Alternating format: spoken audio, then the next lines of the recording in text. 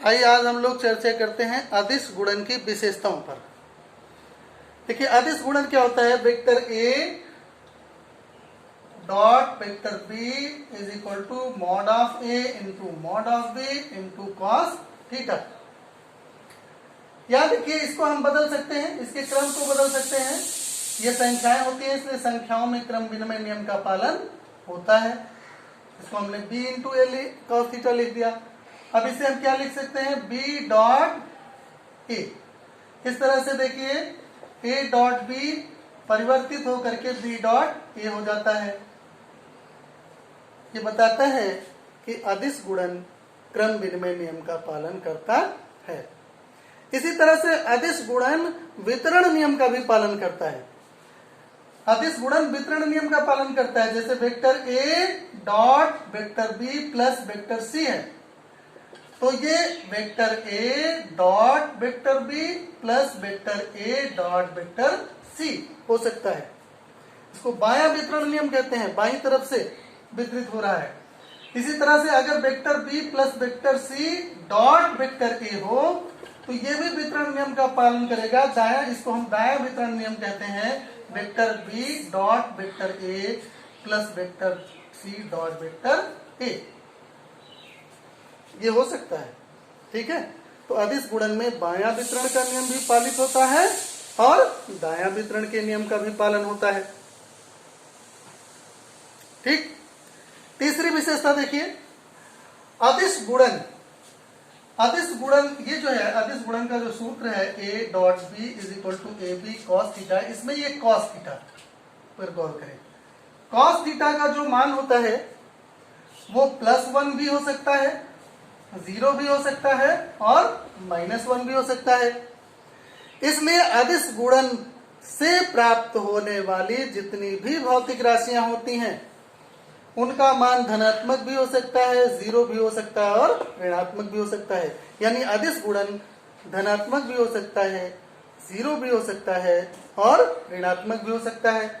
देखो धनात्मक कब होगा, जब थीटा बराबर 0 अंश होगा। 0 कब होता है, जब थीटा की वैल्यू 90 होती है, 90 डिग्री होती है।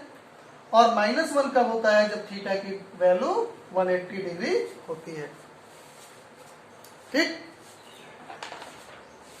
इसके अलावा देखिए चौथी, जो ऑर्थोगोनल वेक्टर्स होते हैं, लंब कोणिक जो वेक्टर यानी परस्पर लंबवत जो वेक्टर होते हैं, वेक्टर ए परपेंडिकुलर है वेक्टर बी के, तो परपेंडिकुलर होने के नाते इसमें थीटा 90 होता है।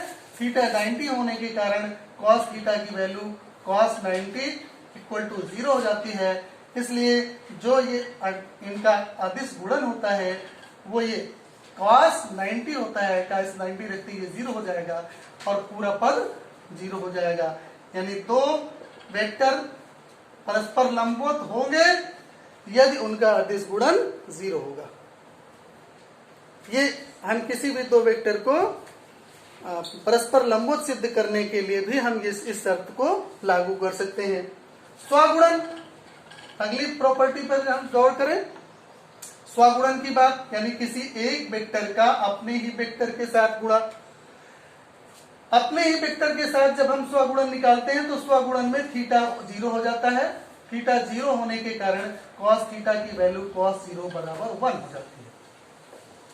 ठीक, ऐसी दशा में vector a dot vector a is equal to हो जाएगा a का मॉड फिर दूसरे a का मॉड कॉस 0 यानी a इंटू a, यानी vector a dot vector a is equal to हो जाएगा a स्क्वायर।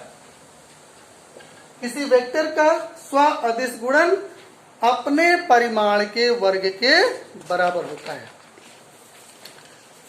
किसी वेक्टर का अपना जो स्वगुणन होता है वो अपने वेक्टर के परिमाण के बराबर होता है। ठीक, जो यूनिट वेक्टर होते हैं, यूनिट वेक्टर आपके आई कैप होते हैं, जे कैप और के कैप, जो एक्स वाई और जेड एक्सिस को प्रदर्शित करते हैं। इनका भी अगर हम डॉट गुणन इसीलिए देखें तो आई का आई के साथ गुणन 1 होगा, आई स्क्वायर होगा। आई स्क्वायर का मतलब यूनिट वेक्टर है इसलिए इसका परिमाण 1 है। इसी तरह से जे डॉट जे भी 1 के बराबर होगा, k डॉट k भी 1 के बराबर होगा। लेकिन अगर हम i डॉट j की बात करें तो थीटा 90 होने के कारण ये 0 हो जाएगा।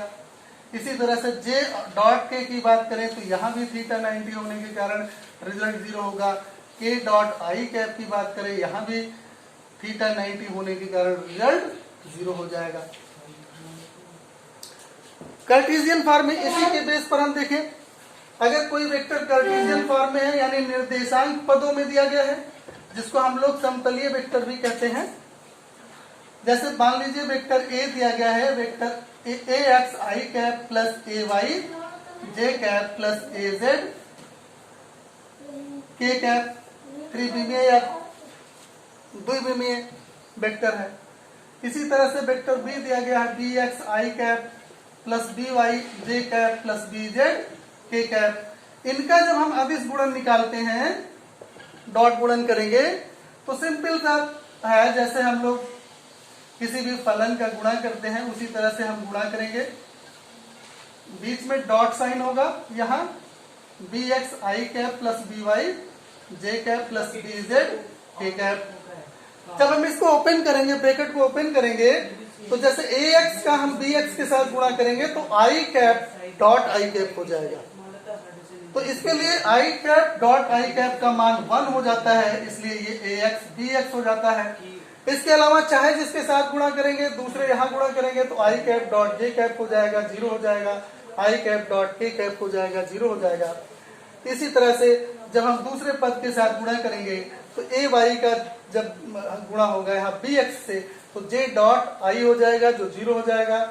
लेकिन जब ए वाई का बी वाई के साथ गुणा होगा तो जे डॉट जे होने के कारण जिसका मान 1 होगा, तो ये पद बच जाएगा, अन्य पद शून्य हो जाएंगे। इसी तरह से जब हम तीसरे पद के साथ भी गुणा करेंगे तो हमें ए जेड बी जेड मिलेगा, अन्य पद सारे शून्य हो जाएंगे। इस तरह से जब दो कार्टेशियन फॉर्म के वेक्टरों का अदिश गुणन करते हैं तो उनके आई के गुणांक, जे के गुणांक और के गुणांकों का गुणा करके जोड़ दिया जाता है, यही रिजल्टेंट हो जाता है। ठीक है,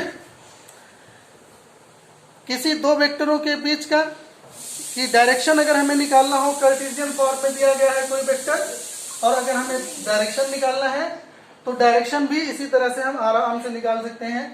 जैसे यहाँ पर हमें डायरेक्शन थीटा पूछ लिया जाएगी, तो थीटा कितना होगा, ए और बी के बीच कोण कितना होगा, तो इसको बहुत हम आसानी से निकाल सकते हैं। मॉड ए निकाल लें, मॉड ए क्या होगा, under root A x square plus A Y square plus A Z square. इसी तरह से मॉड बी निकाल लें, ये हो जाएगा B X square plus B Y square plus B Z square.